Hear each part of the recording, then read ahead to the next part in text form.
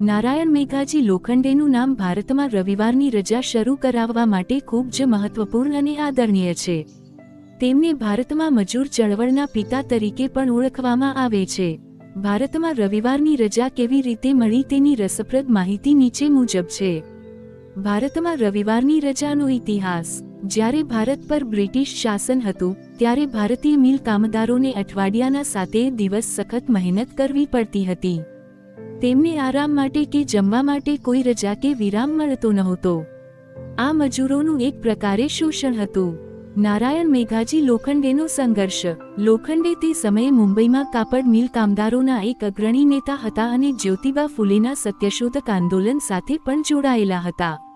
તેમણે મજૂરોની આ કથળેલી હાલત જોઈ અને તેમના હકો માટે બ્રિટિશ સરકાર સમક્ષ અવાજ ઉઠાવ્યો.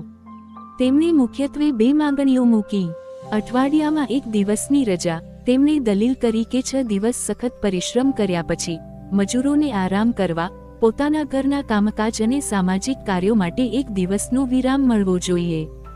રવિવારની પસંદગી. તેમણે રવિવારની પસંદગી કરી કારણ કે હિન્દુ ધર્મમાં રવિવારને ખંડોબા, એક લોક દેવતાની પૂજાનો દિવસ માનવામાં આવતો હતો. શરૂઆતમાં બ્રિટિશ અધિકારીઓએ આ પ્રસ્તાવને નામંજૂર કરી દીધો. લોખંડેએ હાર ન માની અને મજૂરોને સાથે રાખીને સતત 7 વર્ષ સુધી આંદોલન અને સંઘર્ષ ચાલુ રાખ્યો. સફળતા. આખરે નારાયણ મેઘાજી લોખંડેના અથાગ પ્રયત્નો અને સંઘર્ષના પરિણામે 10 જૂન 1890ના રોજ બ્રિટિશ સરકારે તેમના પ્રસ્તાવને મંજૂરી આપી.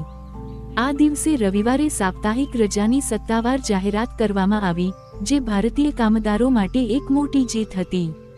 આ ઉપરાંત તેમણે દરરોજ કામ દરમિયાન 1.5 કલાકનો વિરામ, લંચ બ્રેક આપવાની જોગવાઈ પણ મંજૂર કરાવી.